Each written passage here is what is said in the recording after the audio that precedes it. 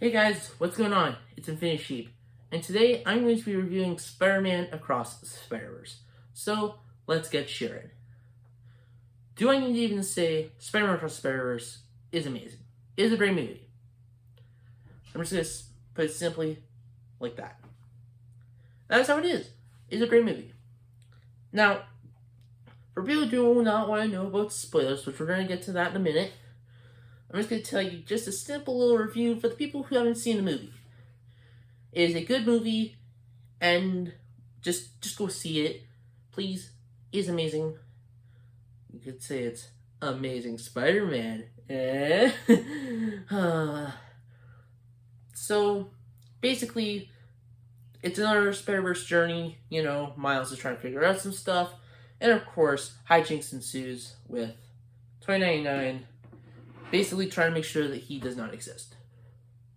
That's just the simple thing. Of course, they're trying to restore the Spider-Verse, make sure everything goes right, and, well, some craziness goes along, some crazy villains and all that.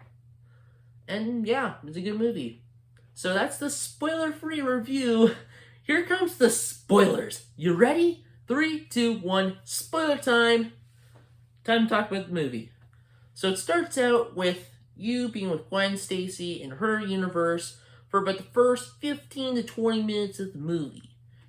Which, funny enough, we don't even get the title card until 20 minutes in the movie. We're already like 20 minutes in, and we still got 2 hours. Time flew by. It felt like 5 minutes. So yeah, of course we meet up with her, and then we meet back up with Miles, where... Actually, before we get to Miles, I gotta mention that in Spider-Gwen's universe, of course, this is when she tells her dad that she is Spider-Gwen, and, well, they assume that she was the one who killed her version of Peter Parker as he was the Lizard, except it wasn't Spider-Gwen's doing. But, you know, thereafter. So then she moves off to a different universe and tries to just forget about it. She tries to forget about all of this. So, of course, she finds Miles, and they talk for a while. And then, of course, she kind of tells her about, you know, how she's been doing all that. And, of course, this is also in the middle of the fact that, well, they're throwing a big party for Miles' dad, who is about to become the chief of the NYPD. He's about to become basically the head guy at the NYPD in Miles' universe. So, that's pretty cool. And, of course, that's when we first meet the Spot, which is the main villain of the movie, and, well, we'll get to him in a bit. But, you know, just, he's set up. And, of course, this is when we, you know, go throughout the universes. First, we check out, of course, like, Indian Spider-Man's, universe, which is really cool. Great visuals in that world. Every single one of those different universes is a different art style, which is amazing. Same thing as for the fact that we go to some universes that I didn't expect. Like, we go to Lego? Like, just Lego. Like a Lego Daily Bugle. No, it is not the one from the, well, Lego set.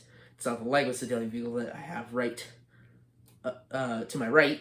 To my right, I can actually see it right here, and it's a great set. So, yeah, they go to that world, which, funny enough, that scene where it's all Lego was done by a 14-year-old. I am not kidding you. A 14-year-old probably got paid big bucks to do that scene, which is insane. And then, of course, they also go to the Venomverse of all things, like the Venom universe, like the Sonyverse. I wasn't expecting that.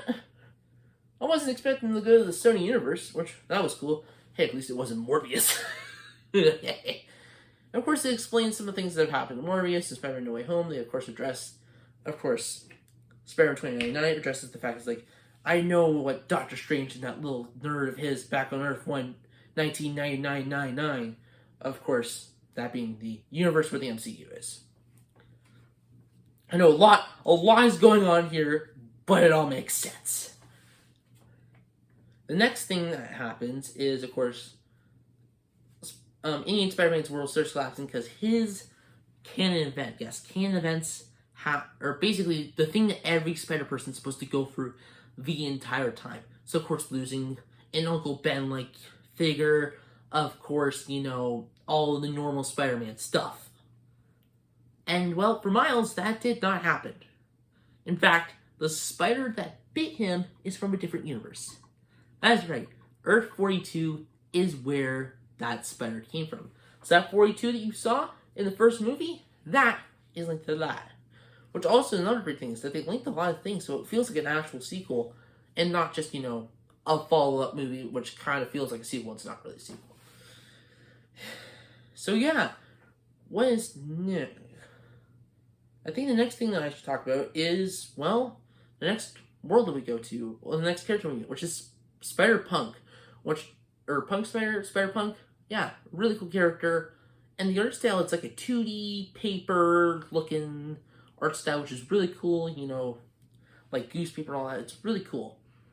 And then, of course, we head to the Spider Society, aka the room, or should I say, the universe where every spider person is, including dinosaurs and, well, cats and dogs living together. Mass hysteria! Of course, dinosaurs shouldn't be alive as well, but they are in this universe. Everyone is there, and they're trying to figure out what's going on. And leader is Spider-Man 2099, who is a key person in this movie, but probably he's going to be the main villain in Beyond the Spider-Verse. Or maybe a side villain to the Spot, because he's got... So, in the background, while they're doing that, he's just going more powerful, going for universes, and taking all the energy that he can, and just becoming this all-powerful villain that should rival Doctor Strange in What If. Of course, Sinister Strange, Supreme Strange, whatever that is. So yeah, things are getting crazy. And they believe that Miles is the problem. Miles is the one that shouldn't exist as a Spider-Person, and, well, we all know how that goes. Of course, he says, "No, I am Spider-Man." And, well, runs off and escapes, and every Spider-Person is just chasing him. And what's even funnier is that there's, of course, the pointing meme shows up in this movie where you see a bunch of different versions of Spider-Man. Though, of course, Spider-Man 2099 or Miguel O'Hara basically just goes, "Fine, Spider-Man." And they just start pointing at each other going, "You're Spider-Man, you're Spider-Man." Which includes the Insomniac Spider-Man Gamerverse Spider-Man, which I'm really happy about, because I love that game. It is one of my favorite games of all time, easily. Well, of course, right behind probably Metroid Prime and probably Tears of the Kingdom. But it's a great game. And then, of course, he goes off to what he thinks is his universe and tells what he thinks is his mom, but it's actually a different universe where his dad is dead. Yeah. His dad dies. The world is destroyed. It is the world where that spider came from. And we find out that the version of the Prowler in that universe is not evil. And that is actually Miles Morales himself in that universe, while they're all out looking for him. And of course, Gwen Stacy forms her own group of spiders to, take down the Spot and all that, and Beyond the Spider-Verse. And that's where the movie ends. And I'm at a point where I'm like, well, I knew this was a two-parter, but they did it so well that I forgot it was a two-parter. And I'm like, okay, here we go, final battle time, final battle, and then it's just to be continued in Beyond the Spider-Verse. And I just walk out of the theater and I'm like, what? Like, I had no words. Like, I literally, after I came back from the theater, I was like, I tried to explain it to people. I'm trying to explain what I watched, but I can't. It's kind of the same feeling that people have when they watch Everything Everywhere All at Once, which is another multiversal film, which actually won Best Picture, not Best Animated Picture, Best Picture at the Academy Awards this year, which is really cool. That was a movie where people did not have any question. Like, they didn't have anything to say. It was hard to put into words. That's why there wasn't that many reviews on YouTube. or across all other social medias. So yeah, that's truly what I think about this movie. It is great. What else do I have to say about it? There is no post-credit scene. There is no post-credit scene. Of course, if you've already been watching the spoilers and all that, there is no post-credit scene. But what I am about to do is give this movie its rating out of 10. So, usually I have it on a scale of 1 to 10 sheeps. But, for movies that really set the bar, and I believe are just masterpieces and are crazy good, I give them a golden sheep. That is right. This movie deserves the first ever golden sheep. That is right. I believe it's better than 10 out of 10.